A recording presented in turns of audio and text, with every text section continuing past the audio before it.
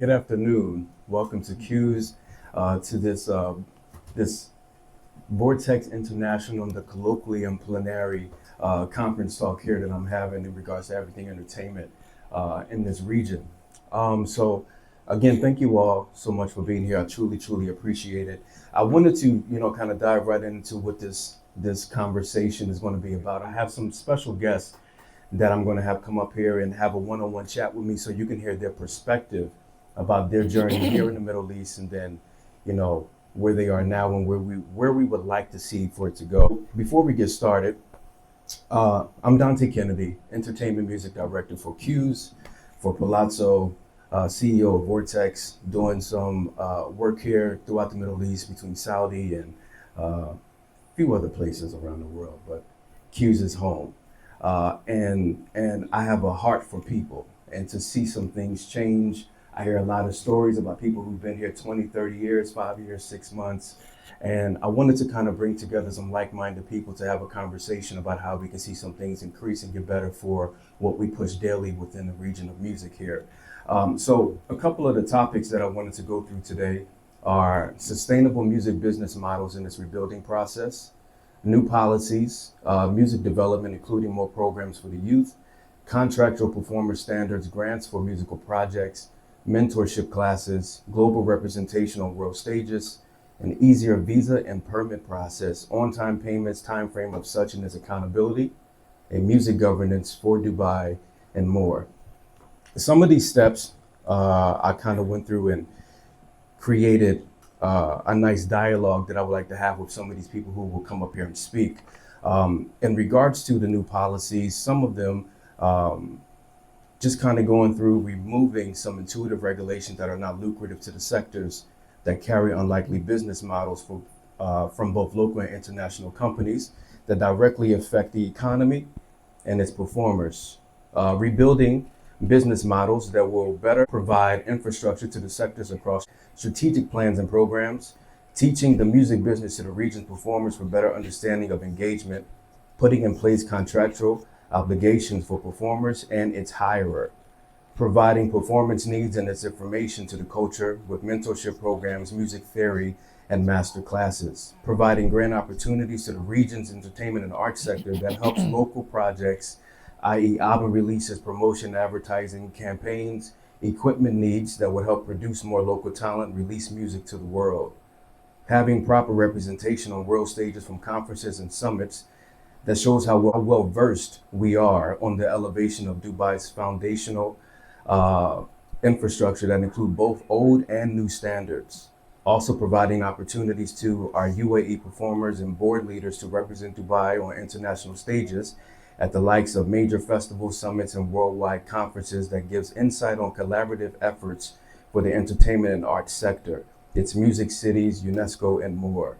Having board members that represent local and expat nationalities that will draw global attention, giving outsiders a core belief in our economic system.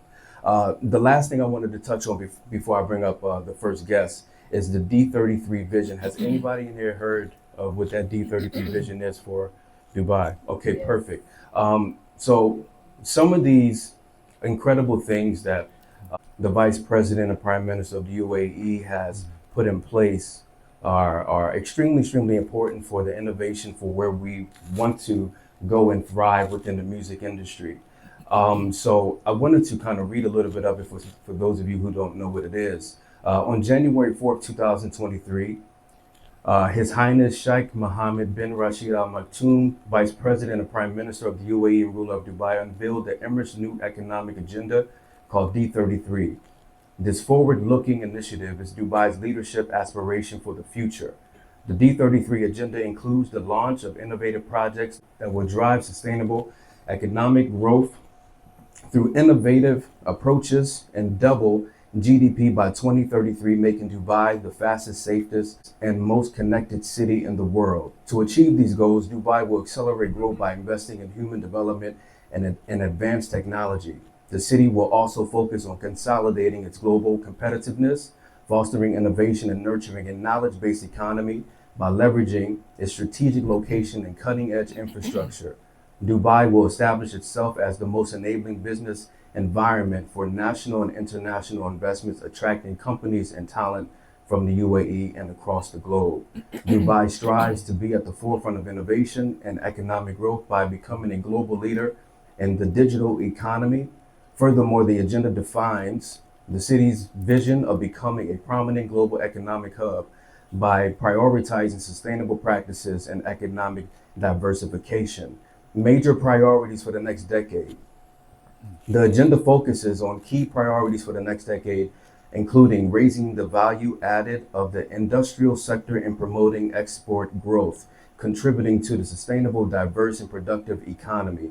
Other priorities include making Dubai one of 5 leading logistic hubs in the world and one of the top 4 global financial centers.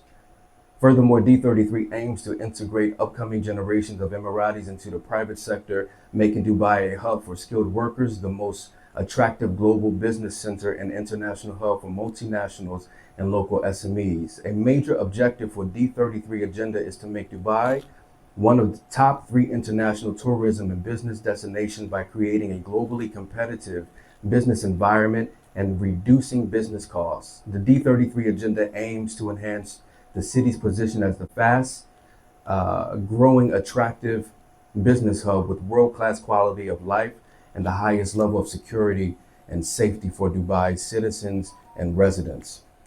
So hopefully with those 2 papers that took me a while to put together and read, you guys have a better understanding of where Dubai aims to go in the next couple of years by 2033. However, with the people who have been here for so many years since the upbringing of this country and seen it become what it is now, I have invited 6 people to sit up here with me and have a conversation based on their experience. I wanted to make sure that we touched on someone who was born and raised here, someone who was here 5 months ago, who's still here, someone who got here 3 years ago, just to kind of give different perspectives about the foundation of what they saw coming into the country and where it is for them now and their personal experience moving forward.